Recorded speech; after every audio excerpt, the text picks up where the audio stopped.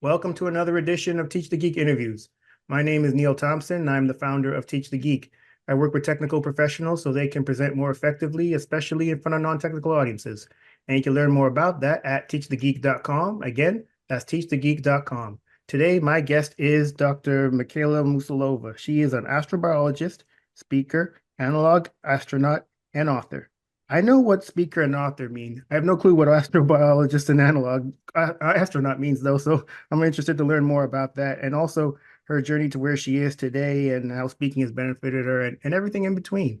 Welcome to Teach the Geek Interviews, Dr. Musilova. Thank you very much. It's a pleasure to be here. So, I mentioned the fact that you're an astrobiologist. So what is astrobiology and what drew you to it? Astrobiology is essentially the study of life in space. So everything from whether there are aliens out there to how life began on our planet. And it even touches upon whether we as a species are able to leave Earth and potentially live on other planets. So it's quite a huge science. And I focus on life in extreme environments. So I'm trying to understand what are the extreme limits of life here on Earth. For example, to what extreme temperatures can life survive, pressures, salinity, and other factors. And then we use that information to look for places beyond Earth where we could potentially find similar life, like on Mars. That's what I enjoy about astrobiology. And I actually had a fascination for searching for aliens since I was about 8 years old.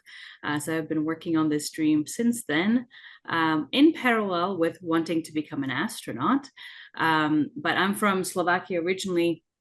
And to this day, it's very difficult for anyone from my country to have access to space. So it's been a difficult roller coaster journey since I was a child, following these passions. And I guess in a nutshell, I'll just mention that I'm from a more modest background. So my parents couldn't help me with financing my studies. And I knew I had to study abroad to be able to pursue these space dreams. So I studied very hard during high school, had multiple jobs to start saving money for university times. I was able to get different scholarships to attend universities in the UK.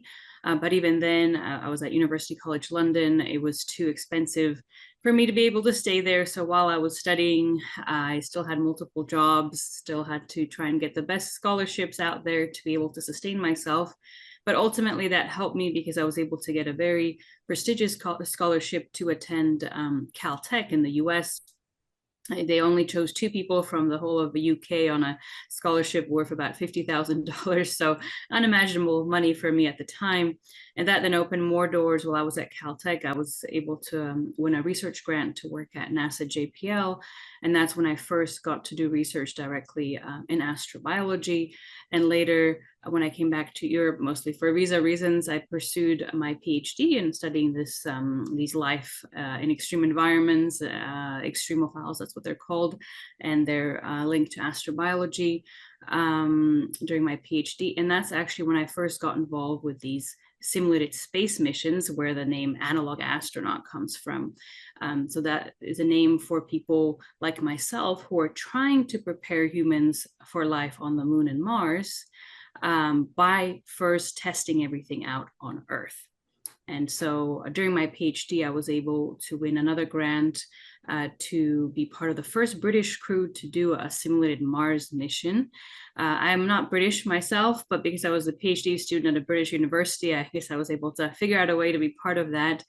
And because that mission went really well, that opened more doors to future missions. And actually, now, as far as I'm aware, I'm the person who has done the most simulated missions in the world, especially as a commander. So I've led over 30 such missions, and I was actually the director of a facility running missions like this in Hawaii until a couple of years ago. And since then, I've shifted to another project called Astro 7 Summits, where I'm trying to go to the tallest mountain on each continent and study my favorite extremophiles in collaboration with NASA to look at the astrobiology implications, but still also in parallel kind of working on my astronaut dream that I haven't given up on since I was 8 years old. Wow. That's a lot. All the There's way. more in between, but I was trying to be succinct.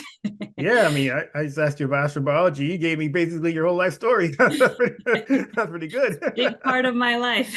Yeah, for sure. Wow, that's great. I'm glad that you were able to figure out a way coming from as you mentioned humble beginnings in Slovakia to, I mean, when I was born, Czechoslovakia was still a country. That's crazy. But now it's its own country, and you were able to go from there to various places around the world. You probably got a lot of stamps in your passport. So that's really great. Okay. So then when it comes to the work that you do now, how did the work that you've done in the past, stemming from even from, from the beginning all the way up until the present, how did it prepare you for what you do now? Oh, in many ways. I mean, generally speaking, as a scientist, you have to do a lot of analytical work. But as a field scientist, that means I actually go out into the field to study these extreme life forms, which is the best part of my work, to be honest. You have to also gain a lot of skills about working in teams, working in extreme conditions, dealing with a lot of challenges, problem solving, all that kind of stuff. So because I've kept my work and research varied, I gained a lot of great skills along the way, and now I can apply those in even everyday conditions. I also do a lot of outreach and educational work. So working with teams has helped me in that respect. And I've also many times been put into a leadership position, mostly because someone had to step up and take care of some challenging situation, whether during my simulated space missions or during my scientific research projects. And those leadership skills are applicable in every day situations, and I do it on a regular basis, whether I'm doing scientific work or I'm working with the public on some bigger outreach project. Interesting. So you said leadership, and my ears perked up. Have you ever managed people? Many times. Wonderful. Yes. So A when it comes big part of what I do. excellent. So when it comes to managing people, do you think you should have as a leader, should you have a leadership style or should you manage people the way they want to be led? It's an interesting question. I think because I always kind of just stepped up into the leadership positions, I never even thought about the style. I actually always thought about who am I trying to lead. I thought about, okay, what is my team like? What are the conditions? What's the situation? And I adapted my style based on that. Yeah, I can't say that I have a particular style and I went with that. I mostly just focused, okay, what are the people like that I'm going to be working with, and adapted it, I guess, to them subconsciously for the most part, because I was just improvising and being thrown into these situations many times. But with hindsight, I think one of the main things that I use, which really helped me as a leader, is empathy. I always try to understand what's going on with the people I'm working with.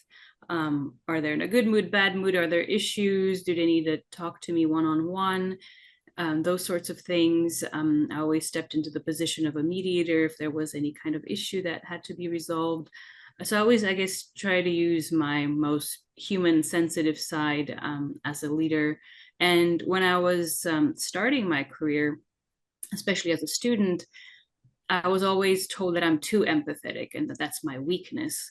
But with time, I realized that actually it's a strength because it's helped me be a much better leader because I truly care about the people that I work with, and I try and find solutions that work for everyone. Of course, within reason, you can't make everyone happy, but you can definitely try.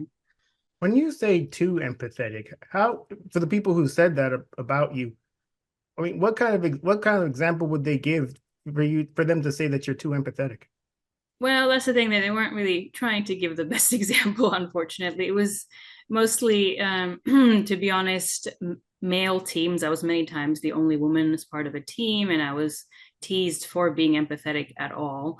And they basically were kind of, yeah, teasing me about anything that I showed that was sensitive, caring, and they were trying to toughen me up, quote unquote, is what they would say, and that actually I need to have, tougher skin and take all sorts of teasing and jokes, and that I should treat the others the same way. But it just never felt right to me. So I toughened up in the sense that I just tried to ignore all the jokes and banter and things, which unfortunately, with time I realized now I wouldn't just take it. I would definitely stand up to that, saying, no, I don't want that. I don't want to accept that. But at the time, I just kind of powered through because I was the only one in a team on a glacier in Greenland. So, didn't have much fighting ability, but I was also young and still figuring out my ways. So I think they just thought that, their way is the best, and that me as a young woman still had to learn their ways instead of, trying to see my point of view. Understood. When it comes to leading others, what's one thing that you didn't anticipate about leading others?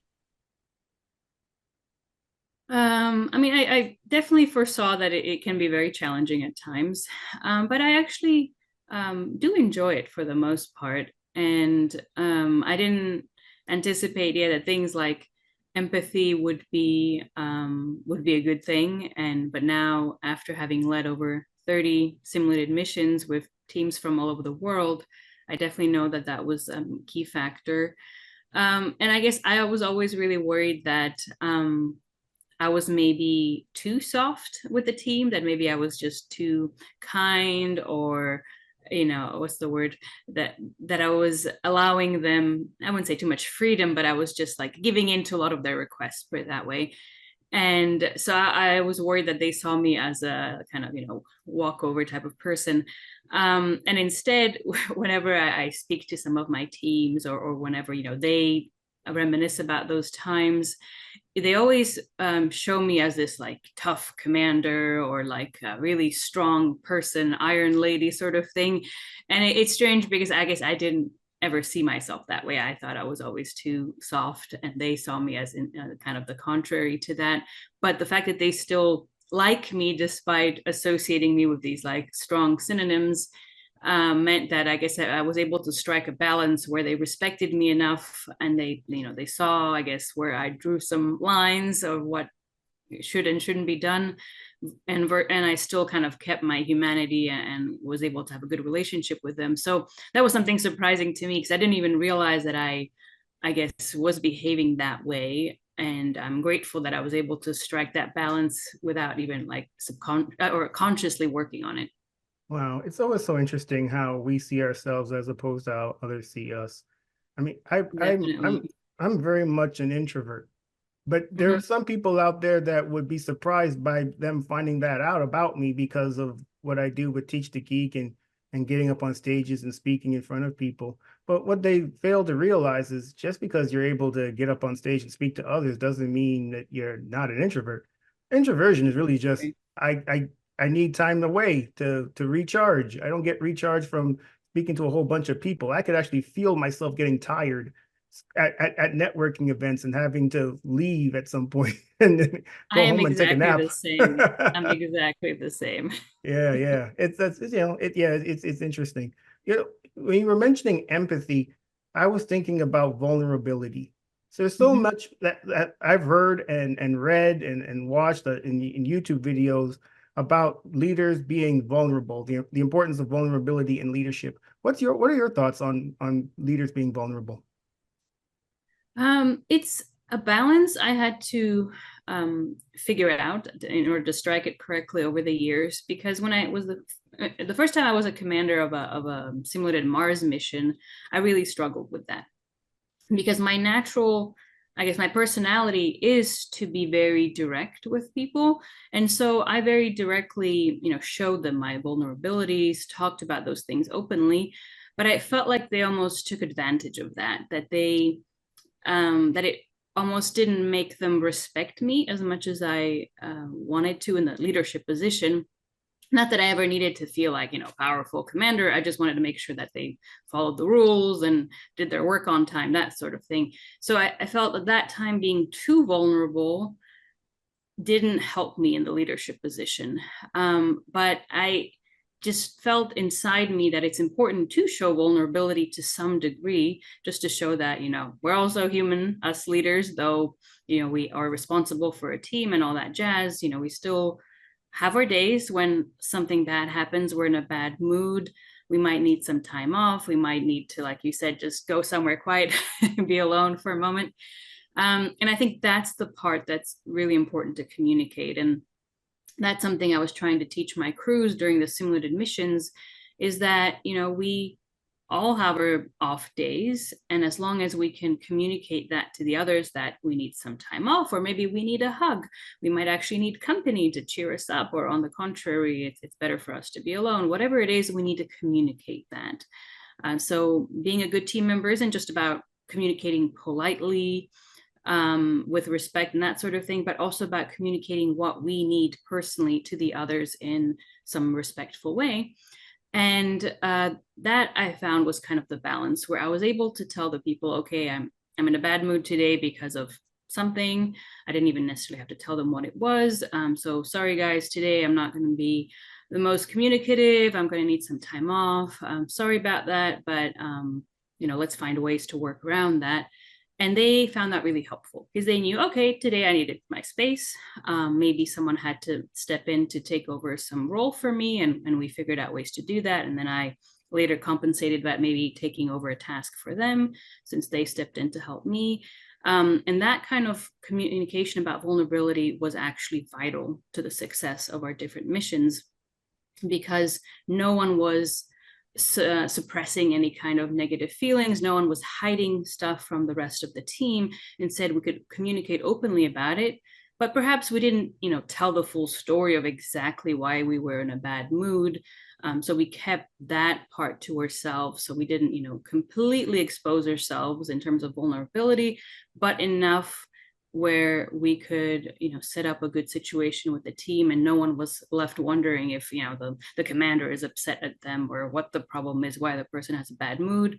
So it's about kind of striking that balance, where you should definitely be vulnerable to a certain degree that works for you, so that you can communicate these important matters with the rest of your team, but only to the point where you're comfortable. And if, the rest of the information is better to be kept with you, that's what works for you. But for example, what I do is I have a small group of very close friends, and with them I can be completely vulnerable. So they're the people, I guess, I go to where I can really have those in-depth conversations. But in professional settings, I kind of set the limit to what is okay to share and what not. Yeah, I think that's probably best. When I first heard people talking about vulnerability in leadership, my first thought was imposter syndrome. So I've heard a lot. So I've heard so much about imposter syndrome over the years. And whenever I think about it, at least in terms of vulnerability, let's just say you have a scenario where you have a leader who has this imposter syndrome, doesn't think that they actually can lead the people that they're leading. I mean, if they were to communicate that to the team, how would that be helpful to the team? I mean, what's the team supposed to do with that information? Sure, you're being vulnerable with them, but I mean, is that an instance of you being perhaps too vulnerable? And now these people are thinking, well, you don't think we can, you don't think you can lead us. So what are we supposed to do with that information? It's definitely a tricky one. I think there definitely were instances in my experience where either myself or someone else that I was working with that was a leader did openly admit to something along those lines, which in some way may have, I guess, lessened their credibility with the rest of the team. But I think it depends on the circumstances and everything. So, for example, if you're just starting out with, in my case, a mission, and you're nervous about it because it's your first time leading, that's kind of natural. And maybe wouldn't open up completely saying, oh, I have all these doubts and imposter syndrome and all this stuff, but just, maybe just the human side of it. Oh, I'm a little bit nervous. It's my first time, but I'm going to try my best. And I've prepared for this, for a long time. So I think in that way, striking a balance where you admit to the team that you're a bit nervous, but that's also natural. And I think they can empathize with that. It's your first time doing something like this. but at the same time reassuring them that you did your best to prepare, you've done your homework, and you are going to try and put your best foot forward the whole time. And I think in that way you're being vulnerable, kind of showing part of your nervousness, I guess. But at the same time, you're still showing that you're a competent leader. But yes, if you suddenly have a breakdown in the middle of something, because, for example, you've been holding these feelings in for a while, that's when that could lead to more doubt from the rest of the team. In which case, it's really important to prevent, having a breakdown in the first place.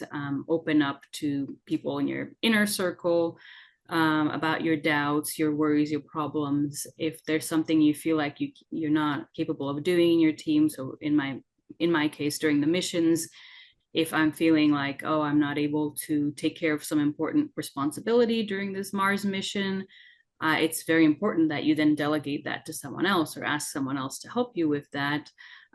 So, do your best to prevent any kind of breakdown from happening in the first place. Because then, yeah, if you do have a breakdown, it does show that perhaps you were not fully prepared to be in that leadership position in the first place, since you weren't able to handle matters. But sometimes all sorts of things can happen. Someone back home could be hurt or pass away. And of course, that will really rattle with someone. Even the best leaders out there might not be able to fully manage under those conditions. And actually, that happened to me where I was on a mission.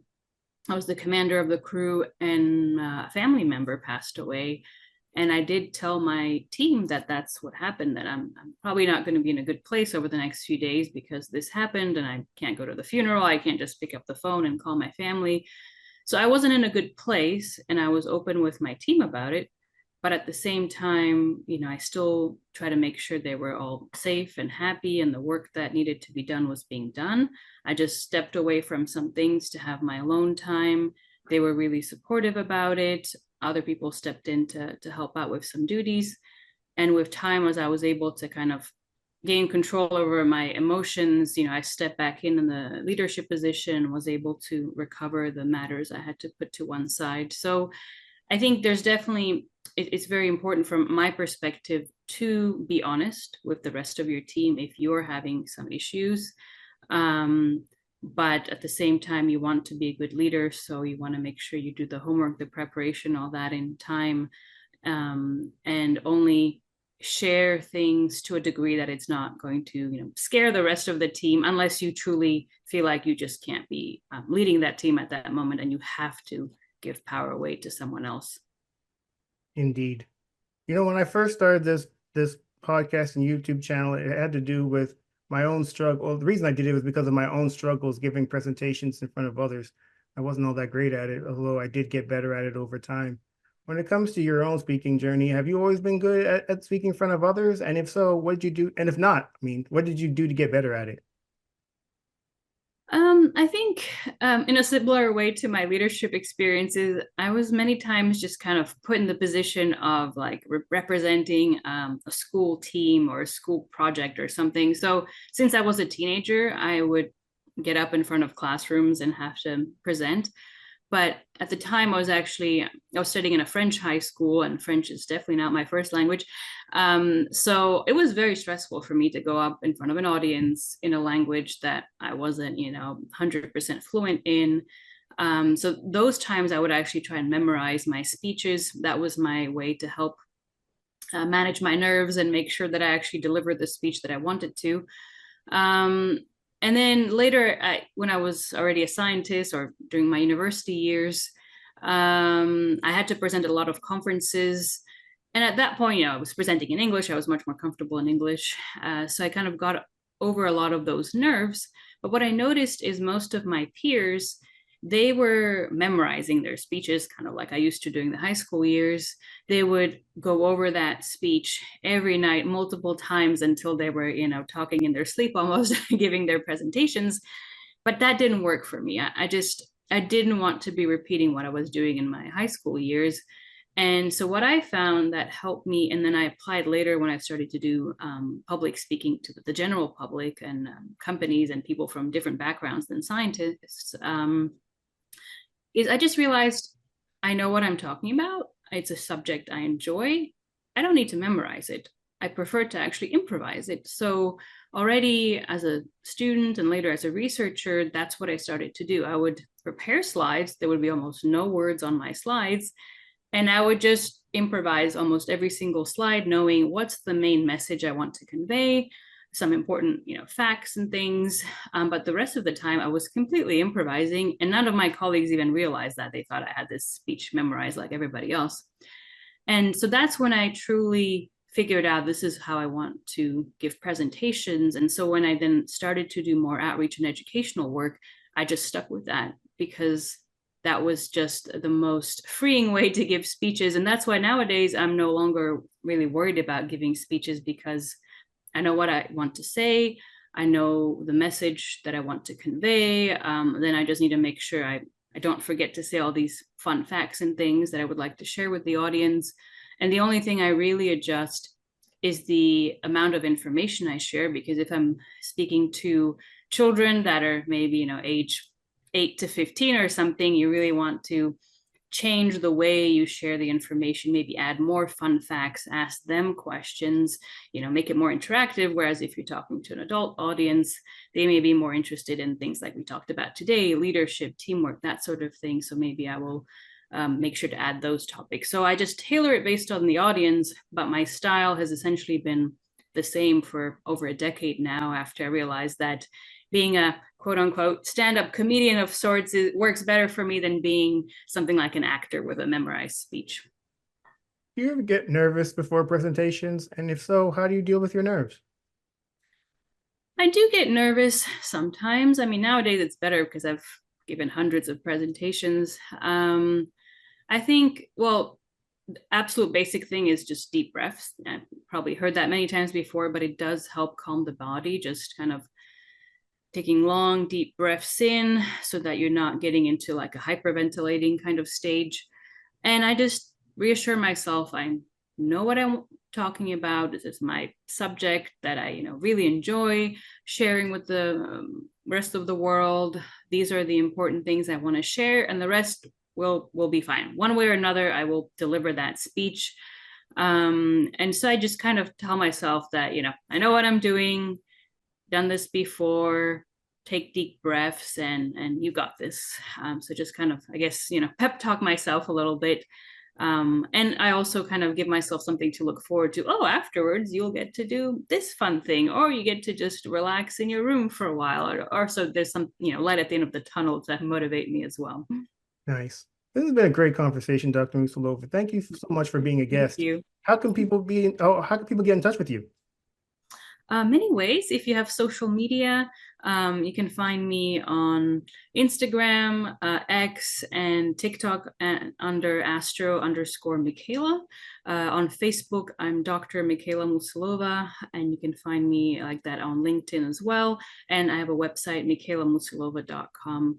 And through there, you can fill out a questionnaire to get in touch with me if you have any questions, or also through the social media. Wonderful. Well, everyone, that marks the end of another edition of Teach the Geek interviews. My name is Neil Thompson. I'm the founder of Teach the Geek. I work with technical professionals so they can present more effectively, especially in front of non-technical audiences. And you can learn more about that at teachthegeek.com. Again, that's teachthegeek.com. Until next time, take care and stay safe. Thanks, Dr. Musilova. Thank you so much. Bye.